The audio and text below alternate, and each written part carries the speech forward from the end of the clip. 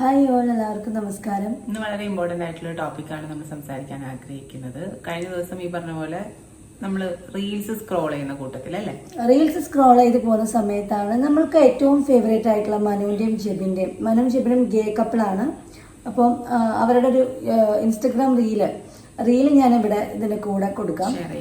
അപ്പം അവരുടെ കല്യാണത്തിന്റെ ഫോട്ടോസും അവരുടെ ജീവിതത്തിലെ നല്ല നല്ല നിമിഷങ്ങളും എല്ലാം എടുത്തു വെച്ചിട്ടൊരു വീഡിയോ ഇട്ടിട്ടുണ്ടായിരുന്നു. അതിന് താഴെ വന്നിട്ടുള്ള കമന്റ് സെക്ഷനാണ്. നമ്മൾ നേരത്തെ ഞാനായാലും ഹെയ്ദിയായാലൊക്കെ നേരത്തെ പലയിടത്തും നേരിട്ടും വീഡിയോസിലൂടെയും ഒക്കെ സൈബർ ബുള്ളിങ്ങിനെ പറ്റിയിട്ടും അതുപോലെ ഡിസ്ക്രിമിനേഷൻ, ഏലിയനേഷൻ, ഈ ട്രാൻസ് അല്ലെങ്കിൽ ക്യൂർ ആയിട്ടുള്ള മനുഷ്യന്മാർ നേരിടുന്ന ബുദ്ധിമുട്ടുകൾ, അതിലുപരി അവരെ സമൂഹത്തിൽ നിന്നും ഇത്രയധികം ടോർച്ചർ ചെയ്യുന്ന സിറ്റുവേഷൻസ്, ഇപ്പൊ തന്നെ ഒരു സൈബർ സ്പേസിൽ വളരെയധികം ഹെയ്റ്റ് ക്യാമ്പയിൻ വരെ നടന്നുകൊണ്ടിരിക്കുകയാണ്. അപ്പൊ ഇതിനെ കുറിച്ച് മുന്നേ സംസാരിച്ചുകൊണ്ടിരിക്കുന്നത്. പക്ഷെ എന്തുകൊണ്ട് ഇപ്പൊ ഇത് ഭയങ്കര ട്രിഗേർഡ് ആയതെന്ന് വെച്ച് കഴിഞ്ഞാൽ, ഇതിപ്പോ ഒരു ഗേ കപ്പിളാണ്. ഈ ഗേ കപ്പിളിൽ ഒരാൾ ഇപ്പൊ ജീവിച്ചിരിക്കുന്നില്ല. ആ ഒരു വ്യക്തിയുടെ അല്ലെങ്കിൽ ഒരു ക്യൂർ മനുഷ്യൻ മരിച്ചു കഴിഞ്ഞാൽ അയാളുടെ മരണത്തിന് ആഘോഷിക്കപ്പെടുന്ന അവസ്ഥ, അതിൽ ആഹ്ലാദം കണ്ടെത്തുന്ന ഒരു ജനത നമുക്ക് ചുറ്റുമുണ്ടെന്ന് അറിയുമ്പോൾ, നമ്മൾ അങ്ങനെയുള്ള ഒരു സമൂഹത്തിലാണ് ജീവിക്കുന്നതെന്ന് ചിന്തിക്കുമ്പോൾ പോലും ഭയങ്കര ഒരു അവസ്ഥയാണ്, ഗതികെട്ടൊരു അവസ്ഥയാണ്. അപ്പോൾ ഞാനും എനിക്ക് അതിന്റെ ഈ പറഞ്ഞതുപോലെ ഒരു പങ്കാളി ജീവനോടെ ഇല്ല, അവർ കൂടെ ഇല്ല. ആ ഒരു വ്യക്തി കൂടെ ഇല്ലാണ്ട് അവരുടെ ലൈഫ് മുമ്പോട്ട് സ്ട്രഗിൾ ചെയ്ത് പോകുന്ന സമയത്ത് ഇനി നമുക്ക് തന്നെ ചിന്തിക്കാൻ വേണ്ടിയേ ഉള്ളൂ. നമ്മളെ ഏറ്റവും കൂടുതൽ ഇഷ്ടപ്പെടുന്ന അല്ലെങ്കിൽ നമ്മളെ സ്നേഹിക്കുന്ന ഒരാൾ നമ്മളെ വിട്ട്, അത് പാർട്ട്ണർ ആയിക്കോട്ടെ, നമ്മുടെ പാരൻസ് ആയിക്കോട്ടെ, ആ പെറ്റ് ആയിക്കോട്ടെ, ആരും ആയിക്കോട്ടെ, അത് പോകുന്ന സമയത്ത് ഉണ്ടാകുന്ന പെയിൻ അത് എത്രത്തോളാണെന്ന് ചിന്തിച്ചാൽ കുറച്ചെങ്കിലും മനുഷ്യത്വം ഉണ്ടെങ്കിൽ മനസ്സിലാക്കാവുന്നതേ ഉള്ളൂ. ഈ ക്വീർ മനുഷ്യന്മാരുടെ സങ്കടങ്ങളെയും സ്ട്രഗിൾസിനെയും ഒക്കെ ക്യാൻസൽ ചെയ്ത് കളയുന്ന ഒരു 6 സെക്ട് ഹെജിമോണിക് മസ്കുലിനിറ്റിയുടെ സൊസൈറ്റിയാണ് നമ്മുടെ സൊസൈറ്റിയിൽ നിലനിൽക്കുന്നത്. ഈ ഹെജിമോണിക് മസ്കുലിനിറ്റി എന്നെടുത്ത് കളയുന്നോ, ഈ ടോക്സിക് ആയിട്ടുള്ള മനുഷ്യന്മാർ എന്നെടുത്ത് അവരുടെ ടോക്സിസിറ്റി നിർത്തുന്നോ, അപ്പോഴേ ഇവിടെ ഒരു ഇൻക്ലൂഷൻ ഉണ്ടാവുകയുള്ളൂ എന്നുള്ളത് വലിയ റിയാലിറ്റിയാണ്. ഇവരുടെയൊക്കെ പ്രണയങ്ങളെ കേവലം സെക്സിലേക്ക് മാത്രം കൂട്ടിക്കെട്ടിയിട്ടുള്ള കമന്റ്സ് ആണ് വന്നിട്ടുള്ളത്.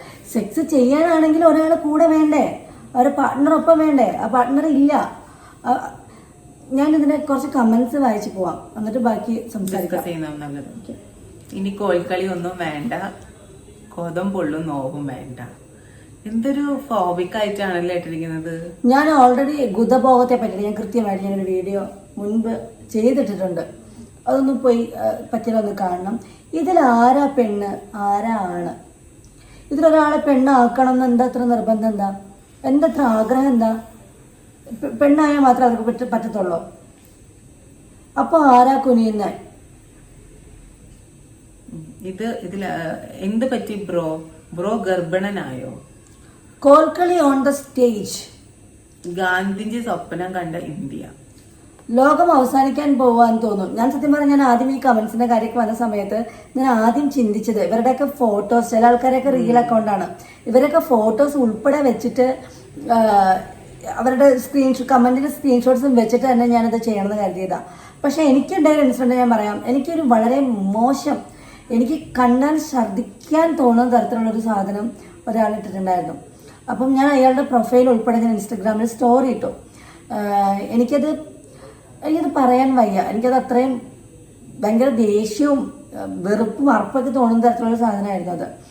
ഞാനത് ഇൻസ്റ്റഗ്രാമിൽ സ്റ്റോറി ഇട്ട നിമിഷങ്ങൾക്കകം അയാളുടെ കോണ്ടാക്ട് നമ്പർ, അയാളുടെ അഡ്രസ്സ്, അയാളുടെ നാട്, വീട്, ഭാര്യയുടെ ഡീറ്റെയിൽസ്, അയാളുടെ സഹോദരിയുടെ ഇൻസ്റ്റഗ്രാം അക്കൗണ്ട്, ഇതൊക്കെ എനിക്ക് പലരും ഇൻസ്റ്റഗ്രാമിൽ തന്നെയുള്ള ആളുകൾ അയച്ചു തന്നാട്ടോ. എനിക്ക് ഇവരാരും പേഴ്സണൽ പരിചയമൊന്നും ഇല്ല. പക്ഷെ അവര് എന്റെ എന്തോ ഒരു ബുദ്ധിമുട്ട് മനസ്സിലാക്കിയിട്ട് ആ സ്നേഹം കൊണ്ട് ചെയ്തതാ. സിസ്റ്റർ എന്നെ ഫോളോ ചെയ്യുന്നുണ്ടായിരുന്നു. അവരുടെ വൈഫ് എന്നെ വിളിച്ചിട്ട് കരഞ്ഞു, സംസാരിച്ചു, എനിക്ക് മെസ്സേജ് അയച്ചിട്ടുണ്ടായിരുന്നു, അങ്ങനെ നമ്പർ ഷെയർ ചെയ്തു, എൻ്റെ അടുത്ത് കരഞ്ഞു. സോ ഇവന്മാരൊക്കെ കാരണം ആ വീട്ടിലിരിക്കുന്ന സ്ത്രീകളുടെ അവസ്ഥയും കൂടെ ആലോചിച്ചിട്ടാണ്. എന്നിട്ടാണ് ഞാനത് ഡിലീറ്റ് ആക്കിയത്. ഞാനത് കളഞ്ഞു. ഞാൻ പിന്നീട് അവരുടെ അവസ്ഥയും കൂടെ ഓർത്ത് ഞാൻ അവരോട് പറയുകയും ചെയ്തു, നിന്റെ വൈഫിനെയും നിന്റെ കുഞ്ഞിനെയും ഓർത്തിട്ട് മാത്രം ഞാനിപ്പോൾ പ്രശ്നം ഇവിടെ അവസാനിപ്പിക്കുകയാണ് എന്ന് പറഞ്ഞിട്ടാണ് ഞാനത് വൈൻഡപ്പ് ചെയ്തത്. സോ ഞാൻ ആദ്യം ഇത്തരം കമന്റ്സ് കണ്ടപ്പോൾ ഇവരൊക്കെ വെച്ചിട്ട് തന്നെ ഇത് ചെയ്യണം എന്ന് കരുതിയതാ. അപരാധം കിണി അതാണ് എനിക്ക് മനസ്സിലാകാത്തത്. ഒരു ഗ്രൂപ്പ് ഓഫ് ട്രാൻസ് മനുഷ്യന്മാരോ ഒരു ക്വിയർ മനുഷ്യന്മാരോ LGBTIQ മനുഷ്യന്മാരെ അവര് അതായത് ഐഡന്റിഫയബിളി ക്യൂർ ആയിട്ടുള്ള മനുഷ്യന്മാരെ നിൽക്കുന്ന ഒരു ഫോട്ടോയോ എന്തെങ്കിലുമൊക്കെ കാണുകയാണെങ്കിൽ അതിന്റെ താഴെ ഈ മണികിലുക്കത്തിന്റെ സൗണ്ട് ഫോട്ടോയും വീഡിയോയും നെഗറ്റീവ് കമന്റും ഒക്കെ ഗിഫൊക്കെ ഇടുന്നത് എന്തിനാണെന്ന് എനിക്ക് അറിയുന്നില്ല. കാരണം ഒരു ഗ്രൂപ്പ് ഓഫ് ആണുങ്ങൾ നിൽക്കുമ്പോൾ നിങ്ങൾ മണികിലുക്കം ഇടാറില്ലല്ലോ. അവിടെയല്ലേ യഥാർത്ഥ മണികിലുക്കം നടക്കുന്നുണ്ടാവുക. എന്തുകൊണ്ട് നിങ്ങൾ ഇടുന്നില്ല? നമ്മൾ ഈ മണികിലുക്കം കാണിക്കുന്നത് എന്താണെന്ന് അറിയില്ല. ഞങ്ങൾ നടന്നു പോകുമ്പോ എന്താ കിളിങ്ങിക്കൊണ്ടാണ് നടക്കുന്നത്? എനിക്ക് മനസ്സിലാകാത്തോണ്ട് ചോദിക്കുകയാണ്. കൊറേ ഉണ്ട്. പിന്നെ നമ്മുടെ LGBT ഫ്ലാഗ് ഒക്കെ വെച്ചിട്ട് കോൽക്കളി ഓൺ ദി സ്റ്റേജ്. ചിലതൊക്കെ മനഃപൂർവ്വം പറയാണ്ട് പോകുന്നതാട്ടോ. നമുക്ക് സോഷ്യൽ മീഡിയയിലാണെങ്കിലും നമ്മുടെ വാഗോണ്ട് പറയുന്നതിന് ലിമിറ്റ്സ് ഉണ്ടല്ലോ എന്ന് ആലോചിച്ചിട്ട് പറയാതിരിക്കുന്നതാണ്.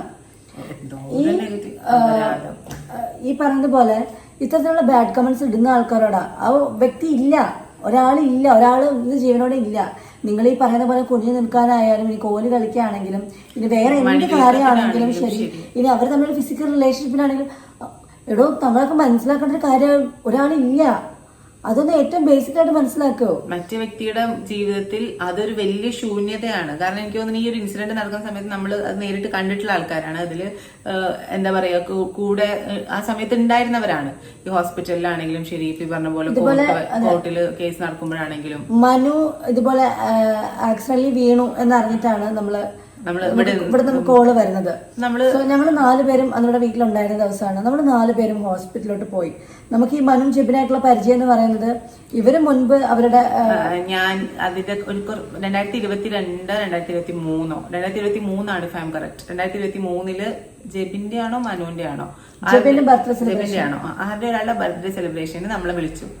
അപ്പൊ നമ്മള് പോവായിരുന്നു. ഞങ്ങളാണ് ബർത്ത്ഡേ സെലിബ്രേഷൻ പോയി. അങ്ങനെയാണ് നമ്മൾ അടുത്ത് ഇടപഴകുന്നതും സംസാരിക്കുന്നതും അവരെ കുറിച്ച് കൂടുതൽ അറിയുന്നതും എല്ലാം. ഇതുപോലെ തന്നെ മനു ഹോസ്പിറ്റലൈസ്ഡ് ആയി എന്ന് അറിഞ്ഞപ്പോഴും നമ്മൾ ഇവിടെ നിന്ന് പോയി. നമ്മളവിടെ ചെല്ലുമ്പോൾ കാണുന്നൊരു വല്ലാത്ത നിസ്സഹായാവസ്ഥയിലിരിക്കുന്ന ജെബിനെയാണ്. അതായത് മനു വീഴുന്ന സമയത്തുണ്ടായിരുന്ന ഷർട്ടുണ്ട്, മനുവിന്റെ രക്തം പരത്തിയിട്ടുള്ള ഒരു ഷർട്ടുണ്ട്. ആ ഷർട്ടും കെട്ടിപ്പിടിച്ചൊരു മൂലയ്ക്കിരിക്കുന്ന ഒരു ജെബിനെയാണ് കാണുന്നത്. അത്രയും നമുക്ക് തന്നെ എന്താ പറഞ്ഞാൽ നമ്മൾ ആ വ്യക്തിനെ ആശ്വസിപ്പിക്കുക, എന്താ പറയേണ്ടതെന്ന് പോലും നമുക്ക് അറിഞ്ഞുകൂടാ. നമ്മൾക്ക് ഒന്നും പറയാനില്ല, വെറുതെ നോക്കി നിൽക്കാമെന്നല്ലാണ്ട് നമുക്കൊന്നും ചെയ്യാനില്ല. ഒരു എന്തോ പേപ്പേഴ്സിന് സൈൻ ചെയ്യുന്ന കാര്യത്തിന് എന്തൊക്കെയോ സർജറി ആണോ അല്ല, അതിന് മുൻപ് ഹോസ്പിറ്റലിൽ കിടക്കുന്ന സമയത്ത് എന്തോ കാര്യങ്ങൾ ചെയ്യാനായിട്ട് കിടക്കുന്നതിന് എന്തൊക്കെയോ പ്രൊസീജിയേഴ്സ് ഉണ്ട്, മെഡിക്കൽ ലീഗൽ പ്രൊസീജിയേഴ്സ് ഉണ്ട്. ആ പ്രൊസീജിയേഴ്സിന് വേണ്ടിയിട്ട് കൺസെന്റ് ഒപ്പുവെക്കാൻ വേണ്ടി നോക്കുമ്പോൾ ബയോളജിക്കൽ ബ്ലഡ് റിലേഷനിലുള്ള ആരെങ്കിലും വേണം, അല്ലെങ്കിൽ ഇത് പാർട്ട്ണർ ഭാര്യ അല്ലെങ്കിൽ ഭർത്താവ് പാർട്ട്ണർ പങ്കാളി ജീവിത പങ്കാളി എന്ന് പറയുമ്പോൾ അതിന് സിസെറ്റ് നോർമൽ മാത്രമേ അംഗീകരിക്കുന്നുള്ളൂ. അവര് രണ്ടുപേരും അവരുടെ ഇഷ്ടത്തിന് അവര് വിവാഹം കഴിച്ച് അവരവരുടേതായ ലോകത്ത് ജീവിച്ച് വന്നുകൊണ്ടിരുന്ന ആൾക്കാരാണ്. പെട്ടെന്ന് ഒരു സുപ്രഭാതത്തില് ഈ പറഞ്ഞതുപോലെ ഒരാൾ ഇല്ലാണ്ടാവുന്നു, അല്ലെങ്കിൽ ഒരാൾ വയ്യാതെയായി ആക്സിഡന്റ് പറ്റിയിട്ട് ഹോസ്പിറ്റലിലാവുന്നു. ആ സമയത്ത് വീട്ടുകാരെ വിളിച്ചിട്ട് വരാൻ പറ്റുമോ? ഞാൻ തന്നെ പലപ്പോഴും എനിക്ക് ഓർമ്മയുണ്ട്, ഞാൻ അവരെ വീട്ടുകാരായിട്ടൊക്കെ കോണ്ടാക്ട് ചെയ്തതൊക്കെ. എത്രയോ വട്ടം എന്തൊക്കെ കാര്യങ്ങൾ സംസാരിച്ചു. എനിക്ക് തോന്നുന്നു മനുവിന്റെ പാരന്റ്സിന്റെ അടുത്ത് മനു മരിച്ചു എന്ന് പറയുന്ന ആള് ഞാനാണ്. മനുവിന്റെ വീട്ടിൽ വിളിച്ചിട്ട് ആ സമയത്താണെങ്കിൽ പോലും അവിടെ നിന്ന് എനിക്കറിയത്തില്ല അവരുടെ സിറ്റുവേഷൻ എന്താണെന്നുള്ളത്, അവരുടെ സാഹചര്യം എന്താണെന്ന് എനിക്ക് അറിയില്ല. അവരുടെ റിലേറ്റീവ്സിന്റെ കാര്യം ഞാൻ അവരെ കുറ്റപ്പെടുത്താൻ വേണ്ടിയിട്ടല്ല ഈ ഒരു വീഡിയോ. ഞാൻ ആ സമയത്ത് നമ്മള് നിരന്തരം ഓരോ ഫോണിൽ നിന്ന് ഇങ്ങനെ മാറി മാറി വിളിക്കണം. അപ്പൊ ഒരു ഫാമിലി റിലേറ്റീവ് ഇങ്ങനെ വന്നുകൊണ്ടിരിക്കുകയാണ്. അവരുടെ പേടിയായിരുന്ന ഒരു കാര്യം പോലും ആ ഹോസ്പിറ്റൽ ബിൽസ് അവരുടെ തലയിലാവോ എന്നുള്ളതൊക്കെ. ഇല്ല, അതൊക്കെ നമ്മള് അതിനുള്ള ഓരോരോ ഓർഗനൈസേഷനിലാണെങ്കിലും ശരി, നമ്മളെ കൊണ്ട് പറ്റുന്നതാണെങ്കിലും ശരി ഒക്കെ നമ്മൾ അതിനുള്ള അറേഞ്ച്മെന്റ്സ് ചെയ്യാമെന്നൊക്കെ പറഞ്ഞ അഷ്യൂരിറ്റി കൊടുത്തു. എന്നിട്ടും അവര് മനസ്സിലാക്കുന്നത് ഇങ്ങനെ എന്റെ അടുത്ത് ഞാൻ അങ്ങനെ മാറി മാറി നമ്മൾ വിളിച്ചോണ്ടിരിക്കണം. അപ്പൊ ഒരാൾ വിളിച്ചപ്പോ എന്റെ ഫോൺ എടുത്തു. അപ്പൊ ഇങ്ങനെ പറഞ്ഞു, ചേട്ടാ ഒന്ന് വരാൻ പറ്റുമോ, നിങ്ങൾ എവിടെ എത്തി, വന്നോണ്ടിരിക്കുകയാണെന്ന് പറഞ്ഞല്ലോ. പറഞ്ഞു ഞാനൊന്നും വരാൻ നിൽക്കുന്നില്ല. 2 ജെൻസ് തമ്മിൽ കല്യാണം കഴിച്ച് ജീവിക്കുന്നത് സമൂഹത്തിൽ ഞങ്ങളുടെ കുടുംബത്തൊന്നും ഇത് അംഗീകരിക്കാൻ പറ്റുന്ന കാര്യമല്ല. ഈ 2 ജെൻസ് തമ്മിൽ കല്യാണം കഴിക്കുന്നത് ഇങ്ങനെ ലിറ്ററലി. വേറൊരു പ്രധാന പ്രശ്നം എന്താന്ന് പറയുന്നത്, ഒരാള് ഇപ്പൊ മരിക്കും എന്നുള്ള സിറ്റുവേഷനിൽ കിടക്കുന്ന സമയത്താണ് ഈ ഒരു കാര്യങ്ങൾ നേരിടേണ്ടി വരുന്നത്. ആ ജെബിന്റെ ഒരു അവസ്ഥ ഒന്ന് ആലോചിച്ച് നോക്കിക്കേ. അവരുടെ കൊച്ചു കൊച്ചു സന്തോഷങ്ങളും കൊച്ചു കൊച്ചു ദുഃഖങ്ങളും അവരുടെ കാര്യങ്ങളായിട്ട് ജീവിതം മുമ്പോട്ട് പോകുന്ന സമയത്ത് തന്റെ പങ്കാളിയെ നഷ്ടപ്പെട്ടിരിക്കുന്ന ഒരു അവസ്ഥയിൽ ഒന്നും ചെയ്യാൻ പറ്റാതെ ഇരിക്കേണ്ടി വരുന്നൊരവസ്ഥ, ആരെ ആശ്രയിക്കേണ്ടതെന്ന് പോലും അറിയാതെ നിൽക്കേണ്ടി വരുന്നൊരവസ്ഥ. ഇപ്പോഴാണെങ്കിൽ പോലും അയാളുടെ ഓർമ്മകളിൽ ജീവിക്കാൻ പോലും ഈ സമൂഹം അനുവദിക്കുന്നില്ല എന്ന് പറഞ്ഞാൽ എന്ത് വൃത്തികെട്ട ആളുകളാണ് നിങ്ങളൊക്കെ ഞാൻ ചോദിച്ചു പോവാ. അതെ, അവരുടെ ജീവിതത്തിൽ അവര് നിങ്ങളുടെ ആരുടെയും ചെലവിനല്ല ജീവിക്കുന്നത്. പിന്നെ അവരുടെ സന്തോഷത്തിന് സമാധാനത്തിൽ ജീവിക്കാൻ ആഗ്രഹിക്കുന്നുണ്ടെങ്കിൽ അത് അവര് ജീവിച്ചോട്ടെ. അവര് മനുഷ്യന്മാരല്ലേ, അവർക്ക് ഈ പറഞ്ഞ പോലെ ഇവര് ജീവിക്കാനുള്ള റൈറ്റ്സ് ഇല്ലേ? ഇനി ബോഡി വിട്ട് കിട്ടുന്ന കാര്യത്തിലാണെങ്കിലും ഇതുപോലെ പ്രശ്നങ്ങളുണ്ടായിരുന്നു. 2 ദിവസം കണ്ടും വെന്റിലേറ്ററിലായിരുന്നു, മോർച്ചറിയിലും 2 ദിവസം കുറച്ച് ദിവസങ്ങൾ എടുത്തിരുന്നു. എന്തൊക്കെയോ കേസും കാര്യങ്ങളും ഹൈക്കോടതിയിൽ കേസ് ഫയൽ ചെയ്തിട്ടുണ്ടായിരുന്നു. അതിനൊരു എന്താണ് പറയാ, ജഡ്ജ്മെന്റ് വന്നതിന് ശേഷം മാത്രമാണ് ഈ പറഞ്ഞ പോലെ ബോഡി വിട്ട് കിട്ടുന്നതും പങ്കാളിക്ക് അടക്കം ചെയ്യുന്ന ചടങ്ങിൽ പങ്കെടുക്കാൻ പറ്റുന്നതൊക്കെ ആയിട്ട് കോടതി വിധിയൊക്കെ വന്നതിന് ശേഷമാണ് ജെബിൻ അങ്ങോട്ട് പോകുന്നതും എല്ലാം. അപ്പം ജീവിക്കാൻ വേണ്ടിയിട്ട് അല്ലെങ്കിൽ മരിച്ചു പോയ ഒരാൾക്കാണെങ്കിൽ പോലും ശരിയാലും ഒരു സമാധാനമായിട്ട് അവരുടെ കുഴിമാടത്തിൽ പോയി കിടക്കാൻ പോലും പറ്റാത്ത ഒരവസ്ഥയാണ് ഉണ്ടായിരുന്നത്. അന്നാണെങ്കിൽ പോലും ഓക്കെ, ഇതുപോലെ ഹൈക്കോടതിയിൽ കേസിന്റെ കാര്യങ്ങൾ വരണോ, അന്നും ഇതുപോലെ തന്നെ കമന്റ്സ് ചത്ത് പോവട്ടെ, ചത്ത് നന്നായി എന്നൊക്കെയുള്ള കമന്റ്സ് ആയിരുന്നു.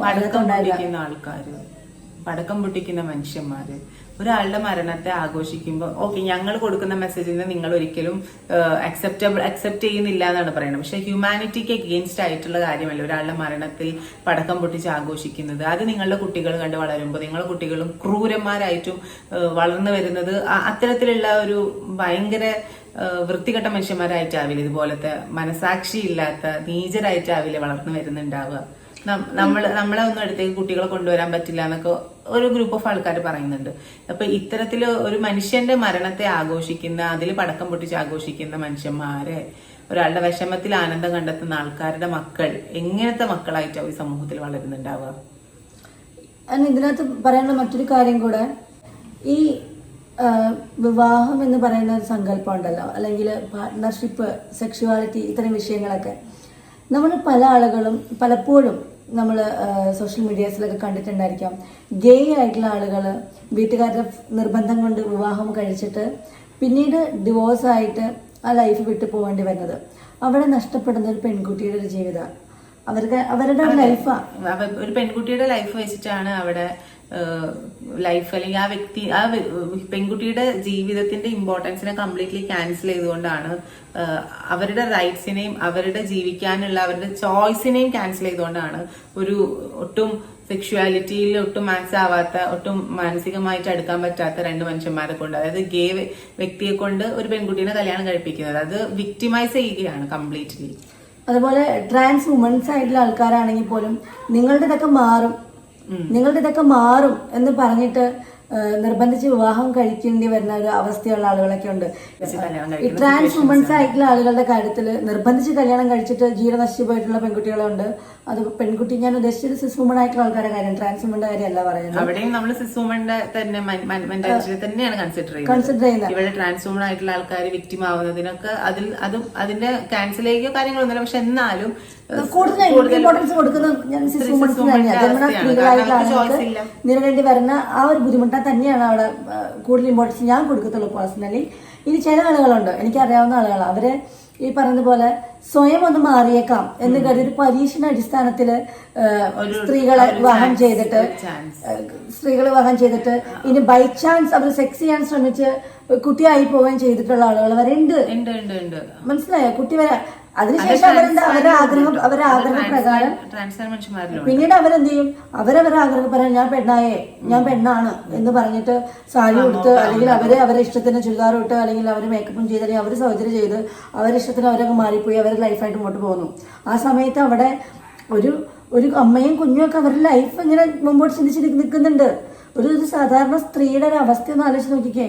അവർക്ക് പിന്നെ അപ്പുറത്തേക്ക് ചോയ്സ് ഉണ്ട്. ചിന്തിച്ചോ, ട്രാൻസ് വുമൺ ആയിട്ടുള്ള ആൾക്ക് പിന്നെ അവിടേക്ക് ചോയ്സ് കൂടുതലാണ്. 2 സ്ത്രീകളായി, ഓക്കെ, 2 സ്ത്രീകളില് സിസ് സ്ത്രീക്ക് അവിടെ ഫ്രീഡവും ലിബറേഷനും കുറയുകയും പെട്രിയാർക്കി എന്ന ഒരു എന്താ പറയാ സിസ്റ്റത്തിന്റെ അണ്ടറിൽ നിൽക്കേണ്ടി വരികയും സ്റ്റിൽ ഈ പറഞ്ഞ പോലെ ട്രാൻസ് വുമൺ ആയ സ്ത്രീക്ക് അവിടെ കുറച്ചും കൂടെ പ്രിവിലേജും ലിബറേഷനും ഒക്കെ കിട്ടുകയാണ്. ഫ്രീഡം കിട്ടുന്നുണ്ട്, ഫ്രീഡത്തിൽ ജീവിക്കുന്നു, ബാധ്യതകളില്ല, കുഞ്ഞിനെ അടുത്ത് നടക്കേണ്ട ആവശ്യമില്ല. ആ കുഞ്ഞിനെ വെച്ചിട്ട് ആ സ്ത്രീ ആയിരിക്കും പിന്നീട് അങ്ങോട്ട് സ്വഭാവം ചെയ്യേണ്ടി വരുന്നത്. ഇതൊക്കെ ചെയ്യുന്നത് തെറ്റാണ്. ഇതിനൊന്നും നമ്മൾ എനിക്ക് പിന്നെ വേറൊരു ഇൻസിഡന്റ് കൂടി ഉണ്ട്. എന്റെ സീനിയർ ആയിട്ടുള്ള ഒരാൾക്ക് ഉണ്ടായ ഒരു കാര്യമാണ്. നല്ല ആഡംബരമായിട്ട് അത്യാവശ്യം നല്ല രീതിയിൽ തന്നെ വിവാഹം കഴിഞ്ഞു. വിവാഹം കഴിഞ്ഞതിന് ശേഷമാണ് കുറച്ച് നാൾ കഴിഞ്ഞിട്ടാണ് ആ പെൺകുട്ടി റിയലൈസ് ചെയ്യുന്നത് തന്റെ പാർട്ട്ണർ ഒരു ഗേ ആണെന്ന്. ഞാൻ ഓർക്കുന്നുണ്ട്. എന്റെ അടുത്ത് വിളിച്ച് സംസാരിച്ചൊരു കാര്യമാണ് അവരുടെ അവസ്ഥ, അവർ കടന്നു പോയിക്കൊണ്ടിരിക്കുന്ന മാനസികമായിട്ടുള്ള ബുദ്ധിമുട്ട്. ഇപ്പൊ അവർ വേറെ സെക്കൻഡ് മാരേജ് ഒക്കെ ചെയ്ത് ഹാപ്പി ആയിട്ട് ജീവിക്കുന്നു. സോ എത്രയോ ആളുകളാണ്. അതുപോലെ തന്നെ ഹേരി നേരത്തെ പറഞ്ഞൊരു കാര്യമാണ് ട്രാൻസ് മാൻ ആയിട്ടുള്ള ആളുകൾ. വിവാഹവും കഴിഞ്ഞ് കുഞ്ഞും ആയതിനു ശേഷം ഞാനാണ് അല്ലെങ്കിൽ ആണായിട്ട് ജീവിച്ചാൽ മതി എന്ന് പറഞ്ഞിട്ട് ഇറങ്ങി വരുന്ന ആളുകളുണ്ട്. കുഞ്ഞിനെയൊക്കെ ഉപേക്ഷിച്ചു. അപ്പൊ അതിനൊരു ഒരു ഡീസൻസി ഉണ്ട്, അല്ലെങ്കിൽ ഒരു പൊളൈറ്റ് വേ ഉണ്ട് ഒരു റിലേഷൻഷിപ്പ് മ്യൂച്വലി അവസാനിപ്പിക്കുന്ന. അതിനൊരു പർട്ടിക്കുലർ ഒരു കണ്ടീഷൻസ് ഉണ്ട്. ഒരു അപ്പുറം നിൽക്കുന്ന മനുഷ്യന്മാരുടെ ഇമോഷൻസിനെ അക്സെപ്റ്റ് ചെയ്യാണ്ടതുണ്ട്. അതിനെ ഇട്ടെറിഞ്ഞുകൊണ്ട് ഇങ്ങോട്ടേക്ക്. ഇതിന്റെ അകത്ത് വേറൊരു കാര്യം കൂടെ, ഇപ്പൊ ക്യുവ കമ്മ്യൂണിറ്റിപ്പെട്ട ആളുകൾ തന്നെയാണ് ഞങ്ങളെ ചീത്ത വിളിച്ചേക്കാവുന്ന ഒരു കാര്യം ആയതുകൊണ്ട് ഞാൻ അതിന് ക്ലാരിറ്റി വരുത്തുകയാണ്. ഈ പറയുന്ന പോലെ നമ്മളുടെ ഐഡന്റിറ്റി നമുക്ക് ഏത് പ്രായത്തിന് വേണമെങ്കിലും തിരിച്ചറിയാം, എപ്പോൾ വേണമെങ്കിലും അത് റിയലൈസ് ചെയ്തിട്ട് ഡിക്ലെയർ ചെയ്യാം എന്നുള്ളതൊക്കെയാണ്. പക്ഷെ നമ്മൾ ഇത്തരത്തിലൊരു ക്രൈസിസിലൂടെ കടന്നു പോകുന്ന ഒരാളാണെന്നുണ്ടെങ്കിൽ തീർച്ചയായും സമയം എടുക്കണം. നമ്മൾ സമയം എടുത്ത് ആലോചിച്ചിട്ട് വേണം നമ്മൾ ഒരു ഓപ്ഷനിലേക്ക് പോകാൻ. എസ്പെഷ്യലി ഒരു ഈ പറഞ്ഞ പോലെ ഒരു മാരിറ്റൽ റിലേഷൻഷിപ്പിലേക്ക് പോകുമ്പോൾ അതിൽ സിക്സ് ഹെക്ടോ മനുഷ്യനാണ് ഞാൻ എന്ന് പറഞ്ഞൊരു ബൈസെക്ഷുവൽ ആയിട്ടുള്ള, അല്ലെങ്കിൽ സ്വന്തം സെക്ഷുവാലിറ്റി മറച്ചു വെച്ചുകൊണ്ട്, സ്വന്തം സെക്ഷുവാലിറ്റിയും ഐഡന്റിറ്റിയും മറച്ചു വെച്ചുകൊണ്ട് ഓപ്പോസിറ്റ് നിൽക്കുന്ന പാർട്ട്ണറെ ചീറ്റ് ചെയ്യുന്ന ആ ഒരു മെത്തേഡ്, ആ ഒരു വേ, അത് ഒട്ടും അക്സെപ്റ്റബിൾ അല്ല. അത് ഓപ്പോസിറ്റ് നിൽക്കുന്ന പാർട്ട്ണറിനെ കംപ്ലീറ്റ്ലി ചീറ്റ് ചെയ്യുകയാണ് എല്ലാ രീതിയിലും എന്നുള്ളതാണ് ഏറ്റവും വലിയ ഒരു. അതെ, അവര് വിവാഹം കഴിച്ച് അവര് വലിയ സ്വപ്നങ്ങളിലേക്കൊക്കെ അവര് ജീവിതം മുമ്പോട്ട് പോയിക്കൊണ്ടിരിക്കുന്ന സമയത്താണ് തന്റെ ഭാര്യ ഒരു ട്രാൻസ്മാൻ ആണെന്ന് പറഞ്ഞിട്ട് അവരൊരു കൊച്ചിനെ ഉപേക്ഷിച്ചിട്ട് അവരൊരു വഴിക്ക് പോകുന്നത്. അങ്ങനെ എത്രയോ കേസുകൾ അറിയാം. പിന്നെ ചിലവരുണ്ട് ആ കൊച്ചിനെ ടേക്ക് കെയർ ചെയ്യാം, ഓക്കെ എടുക്കുന്ന അങ്ങനെയുള്ള ആളുകളുണ്ട് കേട്ടോ. എനിക്കറിയാവുന്ന ഒരു സുഹൃത്തുണ്ട്. ആള് ഈ പറഞ്ഞതുപോലെ ഒരു മ്യൂച്വലി ഡിവോഴ്സ് ആയി. അതിന് കുട്ടിയെ നോക്കുന്നത് ഈ ട്രാൻസ്മാൻ ആയിട്ടുള്ള ഒരാളാണ്. ആള് പിന്നെ അച്ഛനായിട്ട് അതെ, പപ്പിയായിട്ട് ആ കുട്ടിയുടെ കൂടെ ജീവിക്കുന്നു. സോ ഇതൊക്കെ നമ്മുടെ ചുറ്റുവട്ടം നടക്കുന്ന കാര്യം. പിന്നെ ഈ പറഞ്ഞ പോലെ ഗേ ആയിട്ട് നിന്നിരുന്ന ഒരാള് അയാള് പിന്നീട് ട്രാൻസ്ഫോമൺ ആക്കുന്നു, സർജറി ചെയ്യുന്നു. അതിനു മുന്നേ ഈ പറഞ്ഞ പോലെ ചിലപ്പോൾ കല്യാണം കഴിച്ച് ആ കല്യാണം സക്സസ് അല്ല. അതായത് ഒരു സിസ്റ്റൻഡർ സ്ത്രീനെ പുരുഷനായിട്ട് കല്യാണം കഴിക്കുകയും പിന്നീട് ഗേ ഐഡന്റിറ്റിയിൽ ഈ പറഞ്ഞ പോലെ സെക്ഷുവാലിറ്റി പ്രശ്നമായതുകൊണ്ട് സ്ത്രീയെ ഡിവോഴ്സ് ചെയ്ത് അതൊരു പക്ഷെ വളരെ ഹെൽത്തി ആയിട്ട് മ്യൂച്വലി നിർത്തിക്കൊണ്ട് അടുത്ത ഒരു ഗേ ഐഡന്റിറ്റിയിൽ നിന്നുകൊണ്ട് ഗേ മാരേജ് നടത്തുകയോ അല്ലെങ്കിൽ ഗേ പുരുഷനോടൊപ്പം രണ്ട് പുരുഷന്മാർ തമ്മിലുള്ള ഒരു റിലേഷൻഷിപ്പ് ആ രീതിയിൽ നിൽക്കുകയും അതിൽ നിന്നും പിന്നീട് റിയലൈസ് ചെയ്തിട്ട് ഒരു സ്ത്രീയാണ് എന്നുള്ള ഐഡന്റിഫൈ ചെയ്തിട്ട് ഈ ഗേ ആയിട്ടുള്ളതിൽ നിന്നുള്ള ഒരാള് ഈ പറഞ്ഞ പർട്ടിക്കുലർ വ്യക്തി സർജറി ചെയ്ത് മാറുകയും ചെയ്യുന്നുണ്ടെങ്കിൽ അതില് മറ്റൊരാൾക്കും ബാധ്യതകൾ വരുത്താതെ ഈ ഒരു ജേർണിയിൽ മറ്റൊരാളെയും ഇൻവോൾവ് ചെയ്യിപ്പിച്ച് അവരുടെ ഒരു ജീവിതത്തിന് ക്വസ്റ്റ്യൻ മാർക്ക് ആക്കാതെ നിൽക്കുന്നുണ്ട് എങ്കിൽ അതിനെ കുറെയൊക്കെ അക്സെപ്റ്റ് ചെയ്യാൻ പറ്റും. പറ്റിപ്പോയതാണ്. ഇപ്പൊ നിർബന്ധിതമായിട്ട് വീട്ടുകാരുടെ ഫോഴ്സ്ഫുള്ളി ഈ കൺവേർഷൻ തെറാപ്പിയുടെ ഭാഗമായിട്ടൊക്കെ കല്യാണം കഴിക്കുന്ന മനുഷ്യന്മാരുണ്ട്. പക്ഷെ അതിൽ കുട്ടികളൊന്നും ഉണ്ടാക്കാതെ ഫിസിക്കലി ഒന്നും നടത്താതെ ജസ്റ്റ് കൺവേർഷൻ തെറാപ്പിയുടെ കാര്യം പറയപ്പെടാം. ഈ പലപ്പോഴും വന്ന ചില കമന്റ്സും കാര്യങ്ങളൊക്കെയാണ്. ഇവൻ നമ്മളെ ലാസ്റ്റ് ഇട്ടിരിക്കുന്ന വീഡിയോയുടെ താഴെയാണെങ്കിൽ പോലും വന്ന 1-2 കമന്റാണ്. നിങ്ങൾ ഈ ഹോർമോൺസ് വേറെ തിരിച്ചെടുത്തു കഴിഞ്ഞാൽ പുരുഷനാവാനും സ്ത്രീ ആവാനും ഒക്കെ പറ്റില്ല. അങ്ങനെ പറ്റില്ല. ഒന്നാമത്തെ കാര്യം അങ്ങനെ പറ്റില്ല. രണ്ടാമത്തെ കാര്യം ഇത്തരം തെറാപ്പികളിലൂടെ നമുക്ക് ഒരിക്കലും ഒരാളെ മാറ്റിയെടുക്കാനായിട്ട് പറ്റില്ല. അത് തെറാപ്പി ചെയ്യുന്നുണ്ടെങ്കിൽ തന്നെ അത് ലീഗലി നമുക്ക് കൃത്യമായിട്ട് മൂവ് ചെയ്യാൻ പറ്റുന്നൊരു കാര്യമാണ്. അങ്ങനെ ഒരു സംഭവം ഇല്ല. മനസ്സിലായോ? അങ്ങനെ ഒരു കാര്യം ഇല്ല എന്നുള്ളതാണ്. ഈ തെറാപ്പിയുടെ ഭാഗമായിട്ട് ചില ആൾക്കാർ കള്ളത്തരങ്ങൾ, ഈ ചില വിഭാഗം ജ്യോത്സ്യന്മാരും അച്ഛന്മാരും ചില വിഭാഗം ചില വിഭാഗം ആളുകളുടെ ഇത്തരത്തിലുള്ള ഇടപെടലുകളിൽ കാരണം എന്താ പറയാ, അവരെ വിശ്വസിച്ച് അവരെ ട്രസ്റ്റ് ചെയ്തിട്ട് സ്വന്തം മക്കളെയും കൊണ്ട് പൂജ ചെയ്യാനും വെഞ്ചിരിക്കാനും അതിനും ഇതിനൊക്കെ പോയി അവരുടെ വാക്കായിട്ട് ഫോഴ്സ്ഫുള്ളി മാരേജ് ചെയ്യാൻ നിർബന്ധിച്ച്, അല്ലെങ്കിൽ അച്ഛനും മാറും, അല്ലെങ്കിൽ ബാധ കയറിയതാണ് ഈ ബാധയെ അടിച്ചൊളിപ്പിച്ചാൽ മാറും, ഇത്ര രൂപ കൊണ്ടുവന്നാൽ ഈ ബാധയെ അടിച്ചൊളിപ്പിച്ച് ഇതിനൊരു ആണാക്കിയോ പെണ്ണാക്കിയോ ഞങ്ങൾ തരാം, നിങ്ങൾ ഈ പറയുന്ന പ്രശ്നത്തെയൊക്കെ ഞങ്ങൾ മാറ്റിത്തരാം എന്ന് പറഞ്ഞിട്ട് ഈ പറഞ്ഞ ഈ ആസ്ട്രോളജേഴ്സ് ഒക്കെ ഭയങ്കരമായിട്ട് അതിനെ മിസ്യൂസ് ചെയ്യും. അത് മാത്രമല്ല, അല്ലെങ്കിൽ ചില സമയത്ത് അച്ഛനും അമ്മയായിരിക്കും നിൽക്കുന്നത്, ഞാനിപ്പോ ചാവും, ഞാനിപ്പോ ചാവും. നിങ്ങൾ മോൾ ഇങ്ങനെ പോയി കഴിഞ്ഞാൽ ഞാനിങ്ങനെ ചാവും, മോൻ ഇങ്ങനെ പോയി കഴിഞ്ഞാൽ ഞാനിങ്ങനെ ചാവും. ഈ രണ്ട് ആണുങ്ങൾ തമ്മിലാണ് സ്നേഹിക്കണമെന്നുണ്ടെങ്കിൽ, അല്ലെങ്കിൽ രണ്ട് പെൺകുട്ടികൾ തമ്മിലാണ് സ്നേഹിക്കണമെന്നുണ്ടെങ്കിൽ ഞാനിപ്പോൾ മരിച്ചു കളയും. ഇത് കുടുംബത്തിൽ നാണക്കേടാണ്, അന്തസ്സില്ലായ്മയാണ്. അങ്ങനെയാണ് എത്രയോ ക്യൂർ മരണങ്ങൾ ഉണ്ടായിട്ടുണ്ട്. എത്രയോ ക്യൂർ വ്യക്തികൾ ഇത്തരം സ്ട്രെസ് കാരണം, ഇത്തരം ഡിപ്രഷൻ കാരണം, അവരുടെ ഐഡന്റിറ്റി ക്രൈസിസ് കാരണമൊക്കെ എത്രയോ ആളുകൾ സൂസൈഡ് ചെയ്തിട്ടുണ്ട്. ജീവിക്കാൻ അനുവദിക്കുക എന്നുള്ളതാ. ജീവിക്കാൻ അനുവദിക്കുക, അത് എല്ലാ മനുഷ്യരെയും. ഇപ്പം മനുവിന്റെ ജെബിനെയും കാര്യം പറഞ്ഞതുപോലെ അവര് ഒരാളിന്നില്ല, അയാൾ മറ്റേയാളുടെ ഓർമ്മകളിൽ അയാൾ ജീവിക്കുകയാണ്. ഞാൻ ഇടയ്ക്കൊക്കെ വല്ലപ്പോഴും ജെബിനെ കോണ്ടാക്ട് ചെയ്തിട്ടുള്ള ഒരാളാണ്. സോ ജെബിന്റെ അവസ്ഥ അറിയാം. പലപ്പോഴും വിളിക്കാൻ തന്നെ മടിയായിട്ടുള്ളത് എങ്ങനെയാ, എന്ത് പറഞ്ഞ ആശ്വസിപ്പിക്കുക, അല്ലെങ്കിൽ എന്ത് പറഞ്ഞ ചോദിക്കുക എന്നുള്ളതാ.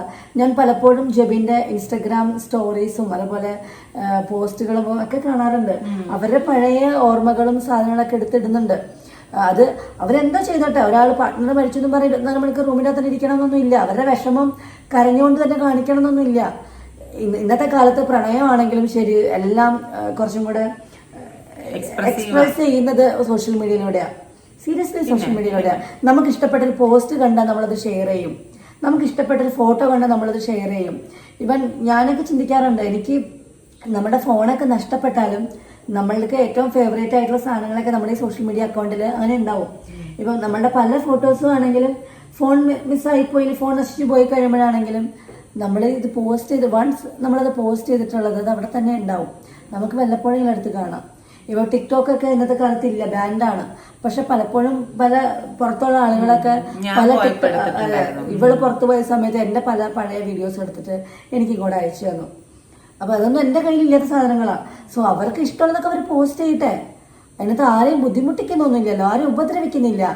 അതിൻ്റെ താഴെ വന്നിട്ട് ഈ ഞാൻ നേരത്തെ പറഞ്ഞതുപോലെ തന്നെ സെക്സ് ചെയ്യാനാണെങ്കിലും നിങ്ങൾ ഈ പറഞ്ഞ സാധനം ചെയ്യാനാണെങ്കിലും ഒരാൾ കൂടെ വേണം. ആ വ്യക്തി ഒപ്പമില്ല. അതിനെ മാനിക്കുക എന്നുള്ളതാണ്. ഒരാളുടെ മരണത്തെ മാനിക്കുക. അയാൾ ജീവനോടെ ഇല്ല, മറ്റേയാളെ അയാളുടെ ഓർമ്മകളിൽ ജീവിച്ചോട്ടെ, അവരെ ജീവിക്കാൻ അനുവദിക്കൂ. അവരെയും നിങ്ങൾ ഇങ്ങനെ ഒരു നിങ്ങളുടെ കുടുംബത്തിലേക്കോ നിങ്ങളുടെ വീട്ടിലേക്കോ നിങ്ങളുടെ പേഴ്സണൽ സ്പേസിലേക്കോ ഇവർ ആരും തന്നെ വരുന്നില്ല. വീഡിയോ കണ്ടിട്ട് നിങ്ങൾക്ക് ഇഷ്ടപ്പെടുന്നില്ല, സ്കിപ്പ് ചെയ്ത് വിടും. ബ്ലോക്ക് ചെയ്യാനുള്ള ഓപ്ഷൻ ഉണ്ടല്ലോ. ഞാൻ പലപ്പോഴും ഈ ടോക്സിറ്റി ഉള്ള ആൾക്കാരെ ചില പോസ്റ്റുകളൊക്കെ കാണുമ്പോൾ ആ നിമിഷം ഞാൻ അവരെ ബ്ലോക്ക് ചെയ്തേക്കും. കാരണം എനിക്കിനി അവരെ കാണേണ്ട ആവശ്യമില്ല. അവരെ കാണാൻ ആഗ്രഹിക്കുന്ന ആൾക്കാരത് കണ്ടോട്ടെ, അവരിഷ്ടമുള്ള ആളുകൾ അത് കണ്ടോട്ടെ, അവരത് ഫോളോ ചെയ്തോട്ടെ. എനിക്ക് താല്പര്യമില്ലാത്തതുകൊണ്ട് ഞാൻ കൈയോടെ കൂടി തന്നെ ബ്ലോക്ക് ചെയ്തിട്ടേക്കും. സോ നിങ്ങൾക്ക് ഇത്തരം വീഡിയോസ് കാണാൻ താല്പര്യമില്ല, ഇനി അവരുടെ ഫോട്ടോ കാണാൻ താല്പര്യമില്ല, ഇനി എന്നെ ഫോളോ ചെയ്യാൻ താല്പര്യമില്ല, എൻ്റെ ചാനൽ കാണാൻ താല്പര്യമില്ല, അല്ലെങ്കിൽ എൻ്റെ അക്കൗണ്ട് കാണാൻ കളഞ്ഞേക്കൂ. ആരും നിർബന്ധിക്കില്ല. നിങ്ങൾ പൈസ കൊടുത്ത് നിങ്ങളുടെ ഫോണിലെ ഡാറ്റ, നിങ്ങളുടെ സമയം വേണമെങ്കിൽ കാണാൻ, വേണമെങ്കിൽ കാണണ്ട. ഇത്തരത്തിൽ നാളെ നിങ്ങളുടെ കുടുംബങ്ങളിലും ഇത്തരം ആളുകളൊക്കെ ജനിക്കാം. അവരായിട്ട് ജീവിക്കാൻ അനുവദിക്കൂ. ഇനി വെറുതെ ഒരു ഗേ ആയിട്ടുള്ള ഒരാളെ നിർബന്ധിച്ച് ഒരു പെണ്ണിനെ കൊണ്ട് കല്യാണം കഴിപ്പിച്ച് ആ പെണ്ണിന്റെ ജീവിതം കൂടെ എന്തിനാ കളയുന്നത്? നശിപ്പിക്കേണ്ട ആവശ്യം എന്താണുള്ളത്? ഒരു ലെസ്ബിയൻ ആയിട്ടുള്ള ഒരാളെ ഒരു ആണിനെ കൊണ്ട് കല്യാണം കഴിപ്പിച്ചിട്ട് എന്തിനാണ് ആ പുരുഷന്റെ ജീവിതം കളയുന്നത്? അല്ലെങ്കിൽ ഈ പറഞ്ഞ ഒരു ട്രാൻസ് വുമണിനെ കൊണ്ട് പെണ്ണിനെ കല്യാണം കഴിപ്പിച്ച് അവർക്കൊരു കൊച്ചുണ്ടാക്കി കൊടുത്തിട്ട് അയാളുടെ ഇഷ്ടത്തിന് സർജറിയും കഴിഞ്ഞ് മാറിപ്പോകുന്ന എന്തിനാണ് ഒരു അവസ്ഥ? ട്രാൻസ്മാൻ ആയിട്ടുള്ള ആള് കല്യാണം കഴിഞ്ഞ് കുഞ്ഞുണ്ടായി കൊച്ചിനെ പ്രസവിച്ചിട്ട് എന്താ പറയാ ഞാൻ പുരുഷനാണെന്ന് പറഞ്ഞിട്ട് അവരെ വഴിക്ക് പോകുന്നത് ആ കുഞ്ഞിന്റെ ജീവിതത്തെ കുറിച്ച് ചിന്തിച്ചിട്ടുണ്ടോ? ആ കുഞ്ഞിന്റെ വളർച്ച കുഞ്ഞിന് കിട്ടുന്ന ചൈൽഡ്ഹുഡ് ട്രോമകൾ അവരെ ആഗ്രഹിക്കും. അവരെ അച്ഛൻ്റെ അമ്മയുടെ സ്നേഹം ഒരേപോലെ ഒരുമിച്ച് വേണമെന്ന് ആഗ്രഹിക്കും. അത് നാളെ അവർക്കൊരു ആ കുഞ്ഞിന്റെ അവസ്ഥകളെന്ന് വെച്ചൊക്കെ എനിക്ക് അറിയാം. കുറച്ച് പേരുടെ നിങ്ങൾക്ക് അറിയാം. ആ കുഞ്ഞുങ്ങൾ സർവൈവ് ചെയ്യുന്നതിന്റെ ബുദ്ധിമുട്ട് ഭയങ്കര വൃത്തികെട്ടൊരവസ്ഥ. അതൊക്കെ അങ്ങനെയുള്ള അവസ്ഥയിലേക്ക് ആരും പോകാതിരിക്കട്ടെ. അതുകൊണ്ട് അവരവർക്ക് ഇഷ്ടമുള്ള ആളുകളെ കല്യാണം കഴിച്ച് ജീവിക്കട്ടെ. പിന്നെ കൃത്യമായിട്ട് ഈ പറഞ്ഞതുപോലെ വിവാഹം ചെയ്യാനാണെങ്കിൽ പോലും ഗേ ആയിട്ടുള്ള ആളുകൾക്ക് മാരേജ് ചെയ്യാനുള്ള, അല്ലെങ്കിൽ ലെസ്ബിയൻ ആയിട്ടുള്ള ആളുകൾക്ക് മാരേജ് ചെയ്യാൻ, ട്രാൻസ്ജെൻഡർ ആയിട്ടുള്ള ആളുകൾക്ക് മാരേജ് ചെയ്യാനായിട്ടുള്ള ഓപ്ഷൻ നിലവിലില്ല. അവർക്ക് മതപരമായിട്ട് ഗേ ഐഡന്റിറ്റി, അതായത് സെയിം സെക്സ് മാരേജ് ഇവിടെ ഇല്ല. അതായത് മെയിൽ ഓർ ഫീമെയിൽ ആയിട്ട് ബ്രൈഡോ ഗ്രൂമോ, ബ്രൈഡ് ഫീമെയിലും ഗ്രൂമ് മെയിലും ആയിട്ട് കല്യാണം ലീഗലി നമുക്ക് രജിസ്റ്റർ ചെയ്യാൻ പറ്റും. ഇപ്പോഴും അങ്ങനെ തന്നെയാണ്. നിങ്ങൾ തന്നെ പല ട്രാൻസ് വിവാഹങ്ങൾ കണ്ടിട്ടുണ്ടായിരിക്കാം. ആ ട്രാൻസ് വിവാഹങ്ങളൊക്കെ ലീഗലി രജിസ്റ്റർ ചെയ്തിട്ടുണ്ടെങ്കിൽ അതിനകത്ത് ഒരാളുടെ ID കാർഡ്സിലെല്ലാം ഫീമെയിലും മറ്റേ മെയിലും ആയിട്ട് മാത്രമാണ്. ഫീമെയിൽ ബ്രൈഡും ഗ്രൂമ് മെയിലും അങ്ങനെ പറ്റുള്ളൂ. ബ്രൈഡിന് കയറി മെയിലാവാനും ഗ്രൂമിന് കയറി ഫീമെയിൽ ആവാനും പറ്റില്ല. അതല്ലെങ്കിൽ നമ്മൾ കണ്ടിട്ട് ട്രാൻസ് വിവാഹങ്ങളാണെങ്കിലും ശരി, ഇനി എന്ത് വിവാഹങ്ങളാണെങ്കിലും ശരി, നമുക്ക് മതപരമായിട്ട് നമ്മളുടെ ചടങ്ങുകൾ ചെയ്യാം. അതിപ്പോൾ പൈസ ഉള്ള ആർക്ക് വേണമെങ്കിലും ചെയ്യാം. മതപരമായിട്ടുള്ള ചടങ്ങുകൾ ചെയ്യാനും അവരുടെ ഇഷ്ടത്തിന് കല്യാണം കഴിക്കാനൊക്കെ പറ്റും. പക്ഷെ നിയമപരമായിട്ട് വിവാഹം രജിസ്റ്റർ ചെയ്യണമെന്നുണ്ടെങ്കിൽ മെയിൽ ഫീമെയിൽ ആയിട്ട് മാത്രമേ പറ്റുള്ളൂ.